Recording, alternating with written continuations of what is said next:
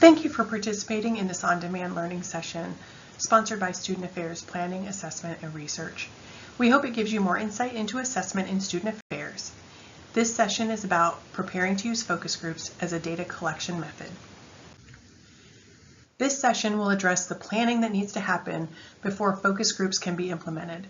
That includes the recruitment of participants, setting up the logistics, using incentives, and creating questions. Refer to our other on-demand videos for information about the purposes and characteristics of focus groups, implementing a focus group, and analysis after the focus group. As you think about putting a focus group together, you have to think about who to invite and how you will invite them.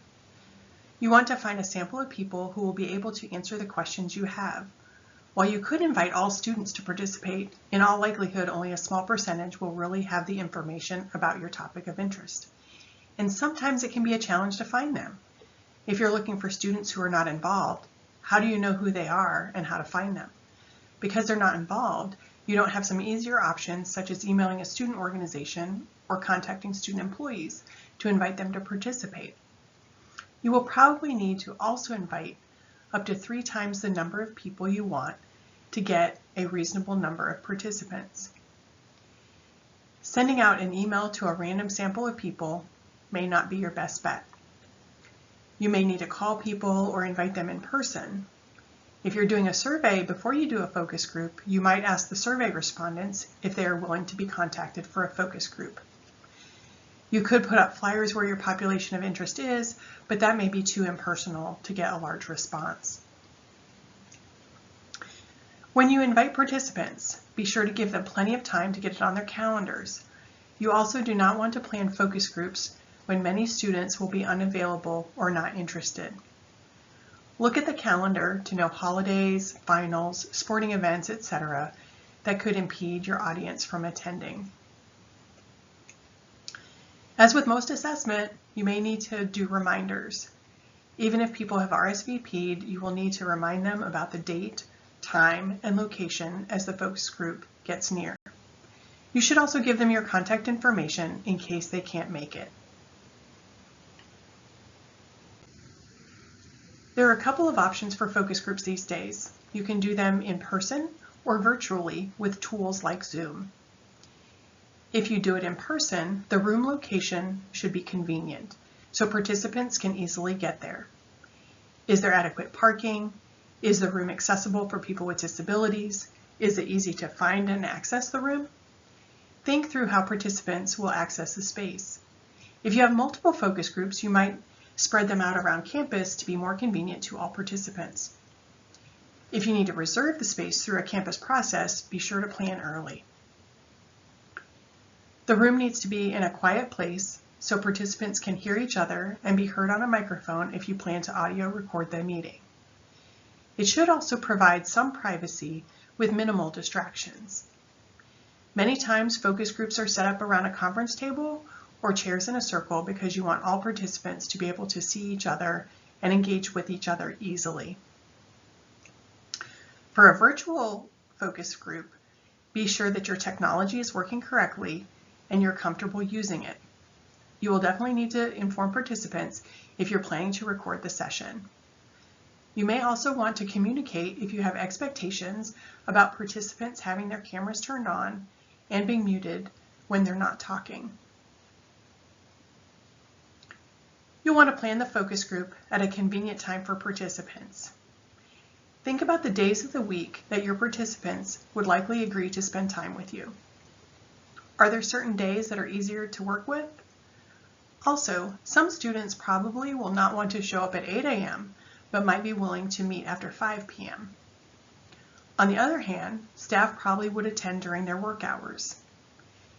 You also want to think about the time of year, so it doesn't conflict with other events. Focus groups usually run about an hour to an hour and a half, so you want to be clear with potential participants about the time commitment so they have reasonable expectations. You may also want to create name tags or nameplates if the participants don't know each other or you don't know them. In addition, be sure to gather any materials or supplies you might need ahead of time. Be sure to think through the details as you plan the focus group so it's more likely to run smoothly. It's up to you to decide to what extent you want to use incentives to potentially increase participation. At the very least, you'll want to provide refreshments, which could be snacks and beverages, but could also be more of a meal. The time of day you conduct the focus group could influence that decision. You could also think about something that participants will get. This could be a small token for everyone, such as a t-shirt or a small gift card. It could be a larger item that participants are put into a drawing for 1 or 2 winners. You have to determine what will be valuable to your prospective participants. Some say that incentives will boost participation, while others have not found a clear connection. You do have to weigh the pros and cons of doing this. Do you have the budget to purchase incentives? Is there paperwork that you have to complete to make the purchases and/or provide items of monetary value? Will the incentives be available at the time of the focus group, or will it require participants to come back later? If the cons outweigh the pros, you may decide to keep it very simple. The importance of developing good questions cannot be overstated. Focus groups are usually structured or semi-structured, depending on how much flexibility you want to have to follow unpredictable paths. If you're new to focus groups, you probably want to stay fairly structured with a set of standard questions. The questions are typically open-ended to allow participants to elaborate. In sequencing the questions, start with easy, then move to deeper or more complex questions. You will want to limit the number of questions, thinking about how much time you have and the number of participants you have. Don't forget to pilot test the questions to make sure they make sense and are bias-free. You definitely want to work on developing your questions in advance, so you know they will address your topic of interest.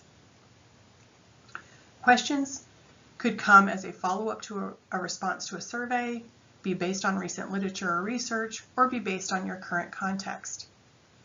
As you're developing questions, begin to also think about how you will be analyzing the responses. Are you going to be categorizing the responses into themes? Are you comparing the results to some predetermined model? Or do you have some other way you will be looking at the responses? The analysis and use of results should be part of the planning process from the very beginning. Here's a sample of focus group questions you might do with student employees in your division. You want to know what they're learning on the job and what you can do to improve their experience. Question 1. Please tell us your position, department, and how long you have been in that department. Question 2. What tasks do you perform during a regular shift? Question 3. Give us an example of one skill or competency you learned on the job. Question 4. How would you describe what you have learned to a future employer? Question 5. If you could change one thing about your job, what would it be? And question 6. Is there anything else you would like to add? These questions could give you insight into how to enhance the student employment experience. You may be thinking of different questions that are more relevant to you, and that's okay. The questions you ask should get to the heart of what you really need to know. Focus group questions are meant to be flexible and tailored to your environment.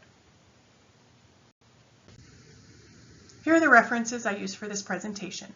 These and other suggested resources can be found on the Student Affairs Planning, Assessment, and Research website. Thank you for participating in the Student Affairs Planning, Assessment, and Research On-Demand Learning Series. If you have any questions, please check out our website at sipar.tamu.edu. Call us at 979-862-5624 or email us at sipar@tamu.edu. We would be happy to help.